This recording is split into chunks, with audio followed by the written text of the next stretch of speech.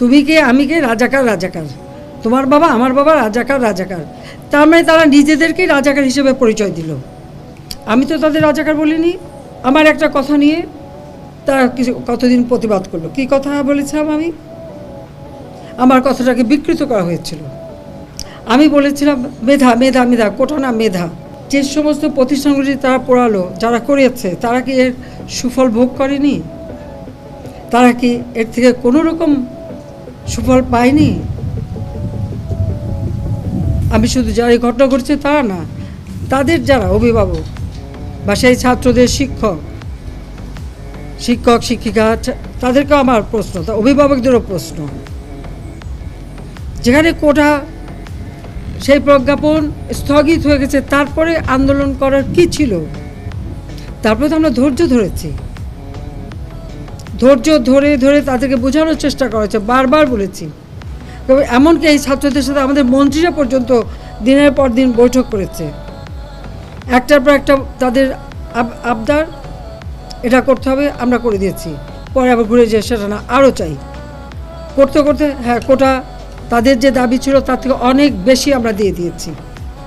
কিন্তু একটা জিনিস আমি লক্ষ্য করলাম, ওই মুক্তিযোদ্ধা এবং মুক্তিযোদ্ধা পরিবার বা মুক্তিযোদ্ধার দিকে যেন তাদের বেশি মানে একটা ক্ষোভ। আমার একটা কথা নিয়ে তারা কিছু কতদিন প্রতিবাদ করলো। কি কথা বলেছিলাম আমি? আমার কথাটাকে বিকৃত করা হয়েছিল। আমি বলেছিলাম মেধা মেধা মেধা, কোটা না মেধা। নগদের কাছে সব গ্রাহকই প্রিয়, তাই তো সারা দেশে ক্যাশ আউট চার্জ সবচেয়ে কম।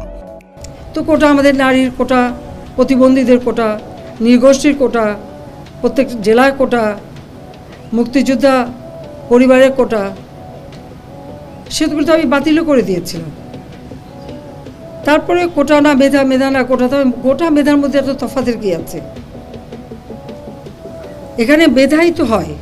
প্রথমে প্রিলিমিনারিতে তাদেরকে পরীক্ষা নেওয়া হয়, এরপর লিখিত পরীক্ষা হয়। লিখিত পরীক্ষা পাশ করলে তখন তাদের ভাইবা নেওয়া হয়।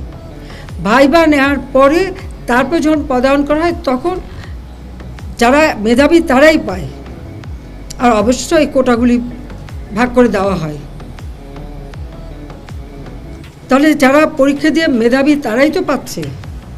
সেই সূত্রে আমি বলেছিলাম যে কি মেধাবী কি শুধু মানে মুক্তিযোদ্ধা পরিবারের সন্তান সন্ততিরা কি মেধাবী না? তাহলে মেধাবী কি শুধু ওই রাজাকারের ছেলে মেয়ে? এটা বলার সাথে সাথে তাদের স্লোগান, তাও কি বিকেল 4টায় আমি প্রেস কনফারেন্স করি, কয়েক ঘন্টা চলে যায়, হঠাৎ রাত্রেবেলা বোধহয় 11টা 11:30টার দিকে দেখলাম অনেক ছেলে মেয়ে বের হয়ে আসছে, মেয়েরা হল থেকে বের হয়ে আসছে। তাদের স্লোগানটা কি? যে তারা রাজাকার, তুমি কে আমি কে, রাজাকার রাজাকার, তোমার বাবা আমার বাবা, রাজাকার রাজাকার। তার মানে তারা নিজেদেরকেই রাজাকার হিসেবে পরিচয় দিল। আমি তো তাদের রাজাকার বলিনি। তারা নিজেরাই স্লোগান দিয়ে নিজেদেরকে রাজাকার হিসেবে পরিচিত করলো সকলের কাছে। এবং এটারই প্রতিবাদ প্রত্যেক শ্রেণী পেশার মানুষ কিন্তু করেছিল, সকলেই। হ্যাঁ, আমাদের ছাত্রলীগ থেকে শুরু করে, যুবলীগ থেকে শুরু করে অন্যান্য সংগঠন, প্রগতিশীল সংগঠন, সকলেই কিন্তু এর প্রতিবাদ করেছে। এমন কোনো সেকশনের মানুষ নাই যেটা প্রতিবাদ না করেছে। তখন তারা তাদের স্লোগান পরিবর্তন করলো। কি স্লোগান? চেয়েছিলাম অধিকার, হয়ে গেছি রাজাকার। আরে রাজাকার তো আমি তোমাদের করি নাই, তোমরা নিজেরা স্লোগান দিয়ে তোমাদেরকে রাজাকার করেছো। তোমরা স্লোগান দিয়েই তোমাদের পরিচয় দিয়েছো। তোমরা শুধু না, তোমরা রাজাকার, তোমার বাবা রাজাকার, এটা তো তোমরাই করেছো।